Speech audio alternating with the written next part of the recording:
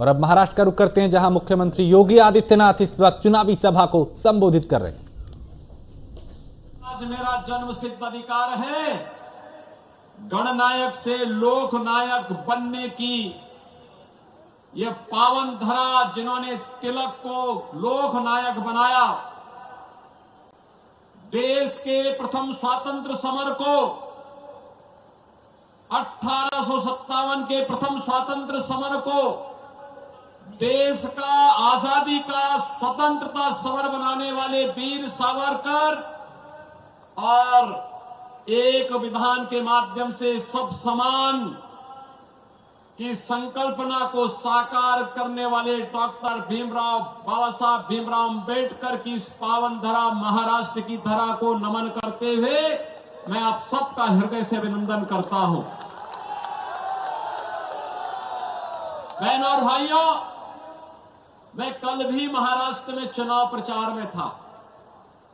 आज प्रातःकालीन सत्र में भी मैं महाराष्ट्र के अंदर ही नागपुर और उसके आसपास के क्षेत्र में चुनावी रैलियों में था।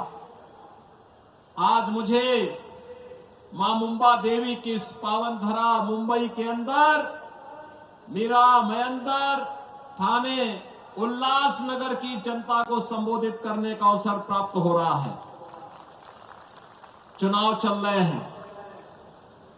एक और दुनिया के सबसे लोकप्रिय यशस्वी नेता प्रधानमंत्री मोदी जी के नेतृत्व में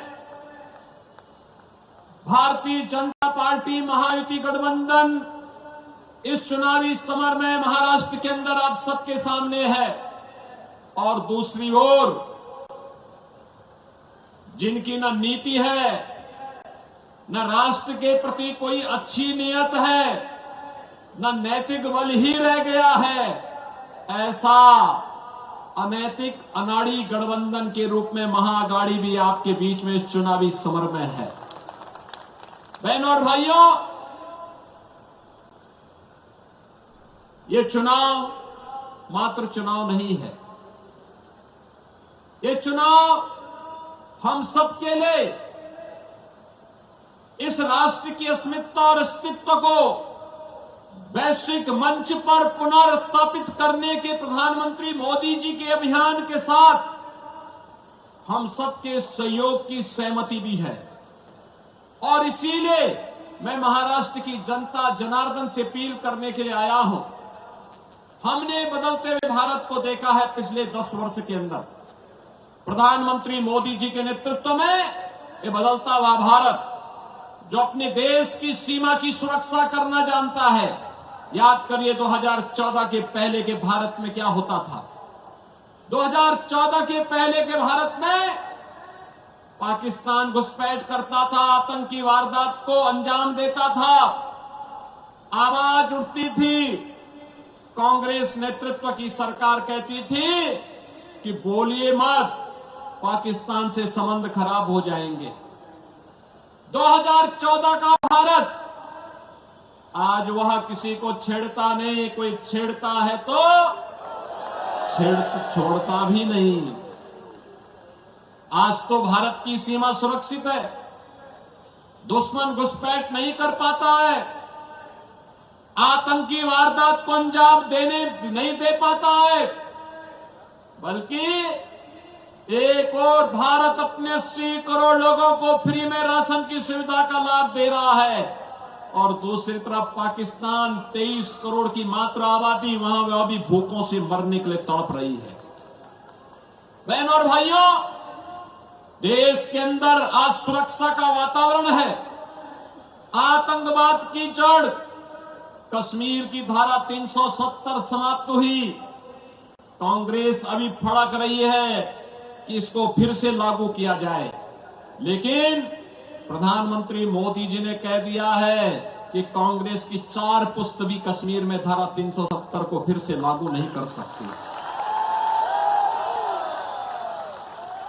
आज देश के अंदर वर्ल्ड क्लास इंफ्रास्ट्रक्चर बन रहा है। Highway, railway, metro, IIT, IIM AIIMS, one district one medical college, हर घर नल की योजना जैसी योजनाएं भी लागू हो रही हैं। तो गरीबों के कल्याण के लिए भी अनेक कार्यक्रम देश के अंदर चल रहे हैं, चाहे वह पीएम आवास की योजना हो, चाहे वह आयुष्मान भारत की योजना हो, चाहे वह नौजवानों के रोजगार की योजना हो, और चाहे लाडली बहना योजना के माध्यम से हर महिला के खाते में हर महीने 2100 रुपये देने की व्यवस्था हो। यह कार्य कांग्रेस नेतृत्व की महाअघाड़ी गठबंधन की सरकार भी कर सकती थी, लेकिन उन्होंने तो कोरोना जैसी महामारी के दौरान भी कुछ नहीं किया। हाथ पे हाथ धरे बैठे रहे, खजाने को लूटते रहे, प्रदेश और देश के अंदर अराजकता का माहौल पैदा करते रहे, और उनको कांग्रेस को देश के अंदर सर्वाधिक समय तक शासन करने का अवसर मिला था। विकास, सुरक्षा, समृद्धि, सुशासन इसमें नहीं कर पाए। कम से कम अयोध्या में रामलला का मंदिर ही बना देते, ये तो अभी नहीं कर पाए।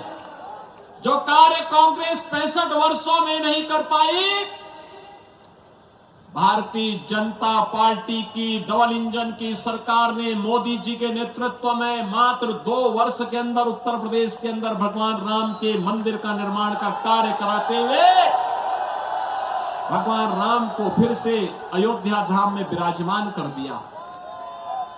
बहनों और भाइयों, मैं पूछना चाहता हूं, कांग्रेस को अगर आपकी चिंता होती, आपकी आस्था की चिंता होती, अयोध्या में राम मंदिर का निर्माण ये भी करते। 500 वर्षों की समस्या का समाधान 1947 में हो गया होता, लेकिन कांग्रेस के एजेंडे में आप कभी नहीं थे, कभी नहीं थे। कांग्रेस के एजेंडे में गरीब कभी नहीं था, नौजवान कभी नहीं था, महिलाएं कभी नहीं थी। ये तो जाति के नाम पे बांटते हैं, क्षेत्र के नाम पे बांटते हैं, भाषा के नाम पर बांटते हैं, मत और मजहब के आधार पर देश को बांटने वाले लोग हैं। इन्होंने देश को पहले बांटा, फिर समाज को बांटा, फिर आतंकवाद को देश के अंदर कई धारा 370 के नाम पर पनपाने का काम किया, कहीं नक्सलवाद को पैदा किया, कहीं पे अराजकता को पैदा किया, और अब फिर वही बांटने की राजनीति। बहनों और भाइयों, मैं बार बार एक बात कहता हूं, इस देश का इतिहास गवाह है, बंटे थे तो कटे थे, बंटे थे तो बटेंगे तो कटेंगे, और एक रहेंगे तो सेफ रहेंगे, एक रहेंगे सेफ रहेंगे। और यही आह्वान करने के लिए आया हूं, बंटना नहीं है, बंटना नहीं है, बटेंगे तो कटेंगे। और इसलिए एक रह करके महायुति गठबंधन के नेतृत्व में भाजपा या शिवसेना या एनसीपी के जो भी उम्मीदवार प्रधानमंत्री मोदी जी के नेतृत्व में महाराष्ट्र के अंदर इस चुनावी समर में है, उन्हें विजयी बना करके भेजना है, और महायुति की भाजपा नेतृत्व और शिवसेना एनसीपी की सरकार महाराष्ट्र के अंदर फिर से बना के लेके आना है। सहमत हैं? सभी लोग सहमत हैं? मैं उल्लासनगर के बहनों और भाइयों से भी कहना चाहूंगा कि उल्लासनगर में मुझे आना था, लेकिन नागपुर और उसके आसपास के क्षेत्रों में इतनी सभाएं थी कि मैं समय से नहीं पहुंच पाया। और मैं उनसे भी अपील करूंगा, यह समय देश को एकजुट करने का है, यह समय एक भारत श्रेष्ठ भारत की परिकल्पना को प्रधानमंत्री मोदी जी के नेतृत्व में आगे बढ़ाने का है। यह समय भारत को, विकसित भारत की परिकल्पना को साकार करने का है। और यह कार्य केवल और केवल भारतीय जनता पार्टी, शिवसेना, एनसीपी नेतृत्व की महायुति गठबंधन ही कर सकता है। और इसी के लिए आप सबसे मेरी अपील है, भारतीय जनता पार्टी ने मीरा महेंद्र से श्री नरेंद्र मेहता जी को अपना उम्मीदवार बना करके आपके बीच उतारा है। श्री प्रताप सरनाईक को शिवसेना उम्मीदवार के रूप में थाने मीरा महेंद्र से शिवसेना महायुति गठबंधन के उम्मीदवार के रूप में आपके बीच में उतारा गया है। और उल्लासनगर से श्री कुमार उत्तम चंद एलानी को भारतीय जनता पार्टी महायुति गठबंधन के प्रत्याशी के रूप में उतारा है। इन सबको आपका आशीर्वाद प्राप्त होगा।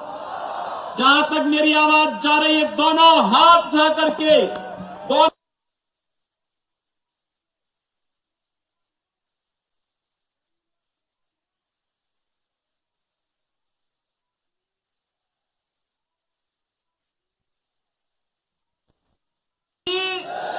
जय श्री राम, जय जय श्री राम, नमः पार्वती पतिये हर हर।